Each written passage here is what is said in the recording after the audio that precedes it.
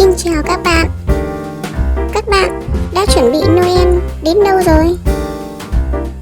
Trong video này, mình sẽ hướng dẫn 2 cách làm cây thông Noel của mình, vừa đơn giản, vừa cực kỳ cute.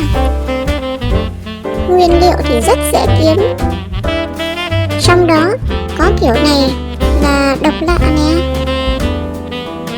Chúc các bạn có một dịp lễ Noel vui vẻ, ý nghĩa bên cạnh những người thân yêu nha. Nếu thấy ý tưởng hay, hãy cho mình một like và đừng quên nhấn đăng ký kênh để theo dõi các video mới nha. Thank you.